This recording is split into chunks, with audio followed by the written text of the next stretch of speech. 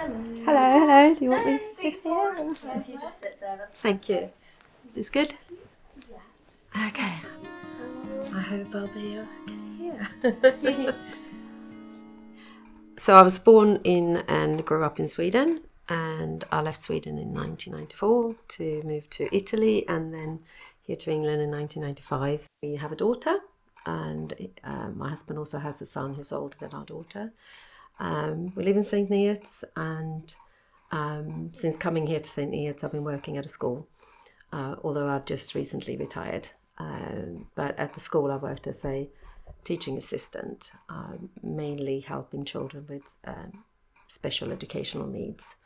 And I really enjoyed that.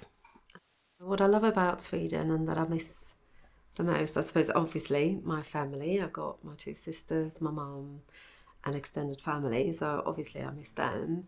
But I think the really big thing for me is the proximity to nature that you can actually go out into.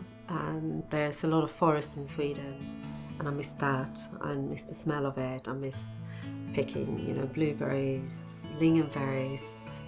I miss sort of the foraging, I suppose, aspect of it. And I know that exists here, but there are certain berries that you can't get here so easily that grow in the wild in Sweden. So yeah, I do miss that probably more than anything. So I do like to bake sort of some of those traditional things that also tie in with different times of the year and certain celebrations. So I do like to bake, obviously, the very well known, I think, here in England, cinnamon bun. I like to make that, and sometimes I, instead of cinnamon, use something like vanilla sugar inside, so you get a vanilla bun instead. I like to make saffron buns for Christmas. It's one of those traditions that we have in Sweden, celebrations of Saint Lucia on the 13th of December. And in the summer, it's obviously strawberry cakes, cream cakes, and the gooey chocolate cake. I do like to bake that as well, which is really nice to go with cream or ice cream. I tend to use a lot of Swedish recipes because that's the other thing too. When you live abroad, you tend to hold on to certain things, traditions, and food items and things like that, and different celebrations where you want to bake or cook things that are typical for your home, well, the country that you were born in basically and grew up in. So that's something that I enjoy doing. And like I said, seeing and hearing people's reactions to what you've made is really, really nice. And it kind of spurs you on to do more. Yeah. As I grew up, my family moved around quite a bit, mainly in the suburbs of Stockholm in Sweden. When we moved into to Stockholm to live in the centre of it, that's when I, in my 9th year at school, had to do work experience. And a girl next to me said that, oh God, I got this. And I said, oh, what did you get? Because I got working in a grocery shop. And she said, oh, well, I've got my own horse and I ride and I compete, and they want me to work at Skansen in the horse, like with the ponies there, and I'm not interested. So I said, we'll swap, and that's what we did. Mainly at weekends and holidays, and then went on to join the circus there. They asked me if I wanted to do an act, which then actually led on to being 2 more acts. And so the act that they wanted me to do was something called Hungarian pose, which is where you stand on 2 horses. In my case, I stood on 2 small Shetland ponies. It was kind of interesting because they were not quite the same height. They didn't really like to be close to one another, which helps obviously because you don't want your legs to go out like this while you're doing it. Needless to say, it's quite difficult to keep a balance on there, so you mustn't bend, or you mustn't stand with your legs straight. You need to bend your legs and things like that. And I fell quite a few times, which can be quite painful when you're right next to the edge of the manege.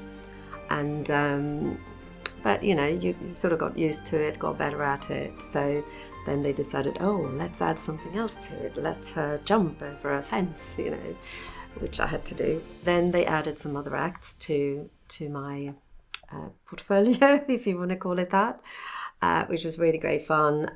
One of the acts was me having a goat with me in the manege, and he was walking on his front legs, bending and walking on his knees along the edge of the manege so the children could see him.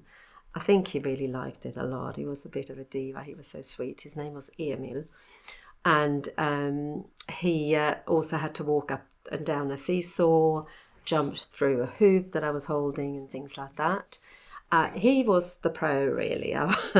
I learned what to do with him, but he was the one who sort of kind of knew what to do. He was really good.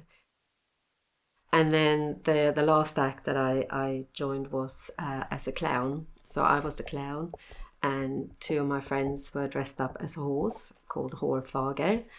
It was a lot of fun. Obviously, you have to use a lot of big facial expressions, and that was really hard. Because when I started, you just don't want people to look at you almost. You're there for people to look at you, but it's just nerve-wracking.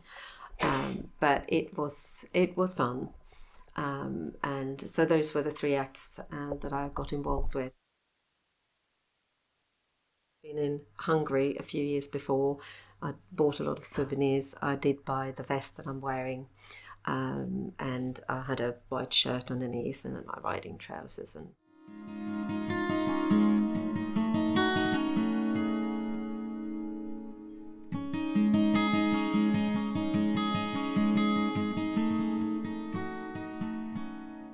I knew that I was part of something that wasn't what a lot of people did.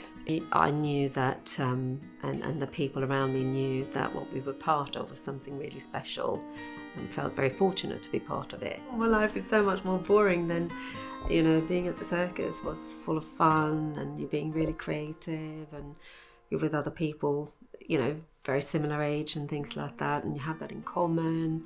The fact that you practice, you look forward to it. It's a very intense period of time that you're doing the circus performances and things like that. So I think, as you get older and you have other responsibilities, life can become a little bit mundane, and certainly, circus and normal life is quite sort of like up there, There were certain things about it, all the nerves that are there, and everybody's together and everybody's feeling the same way and everybody wants to give a really good performance.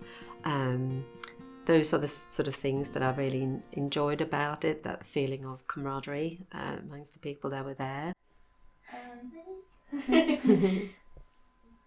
Do you miss the circus? I do.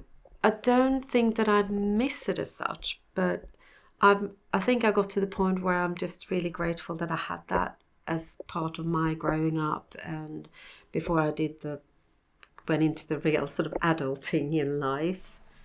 Thank you.